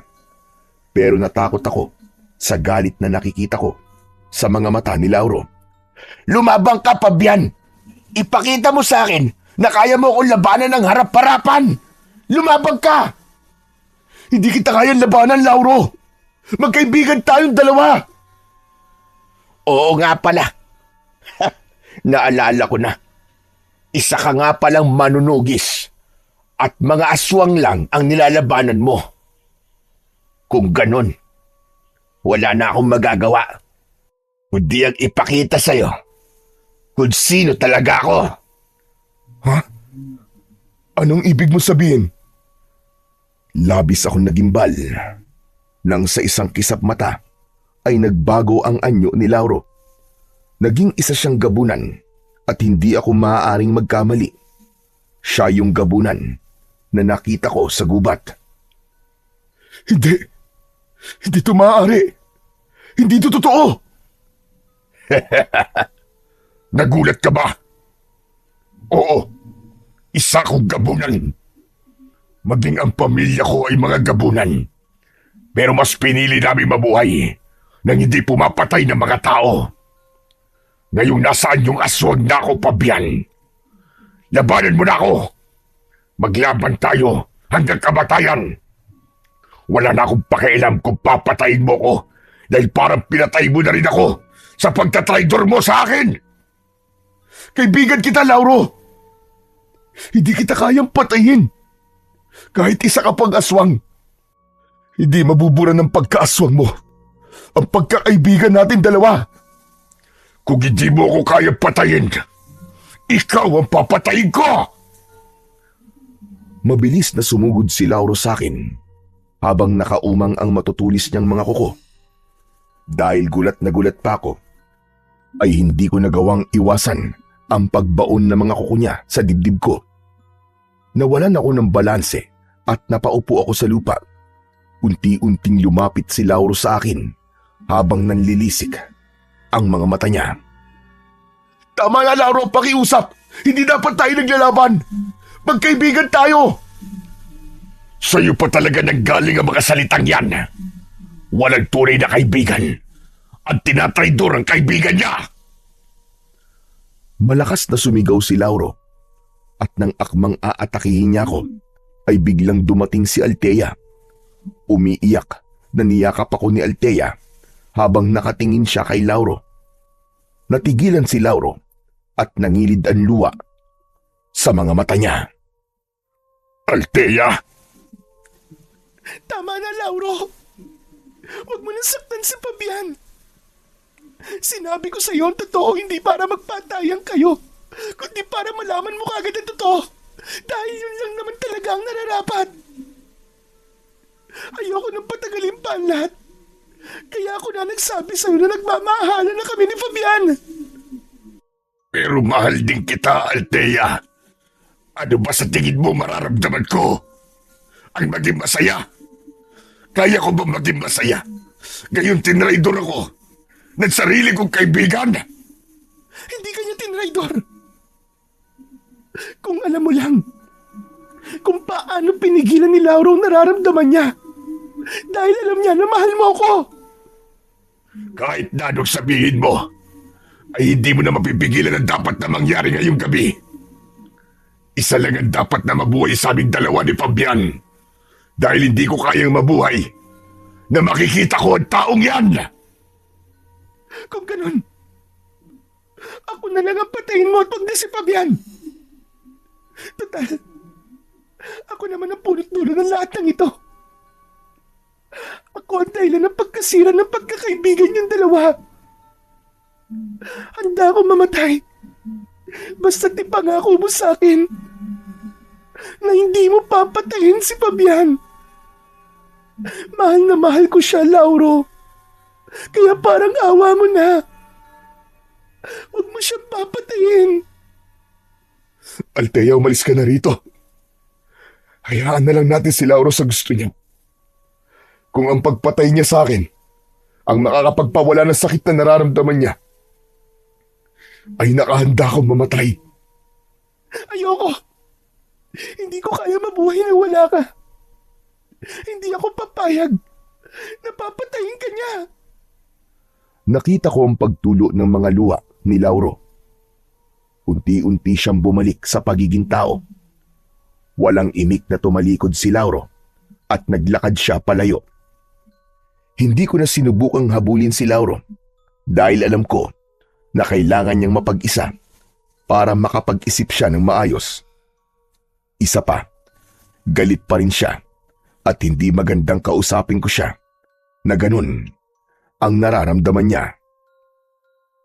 Mahigpit kong niyakap si Althea. Iyak siya ng iyak dahil hindi siya makapaniwala na buhay pa ako. Mabuti na lang at sinundan ko kay ni Lauro. Akala ko talaga ay mawawala ka na. Maraming salamat, Althea. Ikaw ang nagligtas sa buhay ko. Pero si Lauro, isa pala siyang aswang. Kanina ko lang din nalaman ng bagay na yan. Ang totoo niyan ay siya yung aswang na nakita ko sa gubat. Kaya pala ayaw niya akong labanan noon. Pero naniniwala ako na kahit isang aswang si Lauro ay hindi siya banta sa mga tao. Dahil isa siyang mabuting kaibigan. At alam ko na mabuti ang kanyang puso. Magsasalita pa sana si Althea nang marinig namin sa hindi kalayuan ang sigaw ng mga tao. Alam ko na sumasalakay na naman ang mga aswang sa baryo namin. Kahit may sugat ako sa dibdib, ay tumayo pa rin ako at kasama kong tumakbo si Althea palabas ng gubat. Sumama siya sa akin pabalik sa bahay at doon ay sinalubong kami. ni Lola Bebang. Diyos ka, may sugat ka, apo ko. Ayos lang po ako, Lola. Kailangan ko po munang labanan ng mga aswang. Kayo na po muna ang bahala kay Althea. Kinuha ko sa kusina ang itak at agad kong hinarap ang mga aswang. Nang dahil sa malalim na sugat sa aking dibdib, ay nahirapan talaga akong makipaglaban. Ramdam ko na marami ng dugo ang nawawala sa akin, pero pinilit ko pa rin na labanan ang mga aswang. Ilang aswang ang nagawa kong patayin, pero dahil sa nangihina na ako, ay may isang aswang na nagawa akong sunggaban. Akmang tatagain ko siya, pero nagawa niyang kagatin ang braso ko. Malakas akong napasigaw hanggang sa tuluyang ko nang nabitiwan ang aking itak. Nang sandaling yon, ay inisip ko na katapusan ko na. Imbis na ang sarili ko ang isipin ko, ay naisip ko ang mga tao sa aming baryo. Alam ko na malalagay sa mas malaking panganib ang baryo namin kung mamamatay ako, dahil walang may kakayahang makipaglaban sa mga aswang, kundi tanging ako lang. Hanggang sa nakita ko sa gilid ng mga mata ko ang isang itim na nilalang. Mabilis siyang lumapit sa akin at sinakal niya ang aswang na nasa ibabaw ko. Malakas niyang ibinalibag yun sa lupa at itinarak niya sa dibdib ng aswang ang matutulis niyang mga kuko. Labis akong nagimbal nang malaman ko na si Lauro na nasa anyong gabunan ang nagligtas sa akin. Nagtama ang aming mga mata. Inilahad niya ang isa niyang kamay at walang pagdadalawang isip na tinanggap ko yun. Sa kanya ko hinila, patayo. Lauro, salamat sa pagliligtas mo sa buhay ko. Magpasalamat ka dahil kaibigan kita, tol. Patawarin mo ko. Patawarin mo kaming dalawa ni Althea. Hindi ito ang oras para pag-usapan natin ang bagay na yan. May mga aswang pa tayong kailangang ubusin. Mabilis na nawala si Lauro sa harapan ko at nang muli ko siyang nakita ay nakikipaglaban na siya sa mga aswang. Walang naging laban ang mga aswang sa kanya dahil sa bilis ng galaw niya. Ginamit ni Lauro ang matutulis niyang mga kuko at ngipin para patayin ang lahat ng aswang na nagtatangkang patayin siya. Maluwa-luwa kong dinampot ang aking itak. Hindi kasi ako makapaniwala na sa kabila ng sakit na nararamdaman ni Lauro ay nagawa pa rin niya akong tulungan. Doon ko napagtanto na sa kabila ng lahat ay mas nangibabaw pa rin kay Lauro ang aming pagkakaibigan. Itinuon ko muna ang aking atensyon sa pakikipaglaban sa mga aswang. Tila bumalik ang lakas ko dahil sa kasama kong nakikipaglaban ang matalik kong kaibigan. May mga pagkakataon pa na kapag hindi ko namamalayan na may aswang na atake sa akin, ay pinuprotektahan kagad ako ni Lauro. Hanggang sa halos lahat ng mga aswang ay napatay na namin. Napakaraming bangkay ng mga aswang ang nagkalat sa paligid. May iilang aswang na tumakas papunta sa gubat, pero sinundan sila ni Lauro. Kahit hindi ko na nakita ang ginawa ni Lauro sa mga aswang na yun, ay alam ko na hindi sila makakaligtas sa bangis ng kaibigan kong gabunan. Sa gabing iyon, napatunayan ko ang tibay ng pagkakaibigan namin ni Lauro. Mas lalong tumaas ang respeto at paghanga ko kay Lauro dahil kahit nasaktan siya dahil sa akin, ay hindi pa rin niya ako natiis at iniligtas pa niya ang buhay ko. Isang linggo ang mabilis na lumipas at sa loob ng isang linggo ay wala ng mga aswangan sumalakay sa aming baryo. Hindi ko alam kung naubos na ba sila o natakot na silang bumalik dahil nalaman nila na hindi lang ako ang haharap sa kanila, kundi may isang gabunan na tutulong sa akin sa pakikipaglaban. 1 linggo ko na ring hindi nakikita at nakakausap ang kaibigan kong si Lauro. Alam ko na nagpapalamig lang siya, pero hindi pa rin nawala sa akin ang mag-alala para sa kanya. Sinabi ko kay Lola Bebang ang totoo tungkol sa pagkatao ni Lauro. Sinabi ko sa kanya na wala kaming dapat ikabahala kahit isang gabunan si Lauro dahil hindi siya banta sa mga tao. Isang hapon, kasama ko sina Lola Bebang at Althea na nagmemeryenda sa harapan ng aming bahay. Masaya kaming nagkwekwentuhan nang biglang dumating si Lauro. Hindi ko na napigilan ang sarili ko na lapitan at yakapin siya ng maigpit. Sa wakas nagpakita ka na rin, Tol. Ilang araw na kami nag-aalala sa iyo eh. Umalis muna ako para makapag-isip-isip. At napagtanto ko na mali na nagalit ako sa iyo dahil ikaw ang mahal ni Althea. Naisip ko na hindi mo naman talaga ako tinraidor. At ang totoo, ay pinigilan mo pang nararamdaman mo kay Althea nang malaman mong may gusto ko sa kanya. Naiintindihan ko na ang lahat at ako ang dapat na humingi ng tawad sa inyo ni Althea. Patawad kasi muntik na kitang mapatay. Hindi ako nag-isip ng maayos ng oras na yon. Wala kang dapat na ihingi ng tawad sa akin, Tol. Naiintindihan namin ang nararamdaman mo. Nasaktan ka, kaya normal na magalit ka sa amin. Kahit na, mali pa rin na pinagtangkaan ko ang buhay mo. Pero Tol, tanong lang, kaya mo pa rin ba akong maging kaibigan? Kahit isa akong gabunan? Gaya ng sinabi ko sa iyo noon, Tol, hindi mabubura ng pagiging gabunan mo ang pagkakaibigan natin. Hindi na nabubura ang mga kabutihan na nagawa mo, hindi lang sa akin, kundi sa lahat ng tao dito sa baryo natin. At huwag kang mag-alala, dahil kami lang ni na Lola Bebang at Althea ang nakakaalam kung sino ka talaga. At wala kaming plano na sabihin yun sa iba. Sinamahan mo ko sa pagprotekta sa baryo natin, kaya poprotektahan ka rin namin, Tol. Maraming salamat. Ang totoo niyan eh, natatakot ako na sabihin sa iyo na isa akong gabunan dahil baka putulin mo ang pagkakaibigan natin dalawa. Pero Pabian, maraming salamat ha, dahil tinanggap mo ko kung ano talaga ako at nangangako ko na hindi ka na mag-isang lalaban sa mga aswang. Kasama mo na ako sa bawat laban na haharapin mo. Pangako yan, Tol. Naluwa ako sa sinabing yun ni Lauro. Lumapit na rin sa amin sina Lola Bebang at Althea.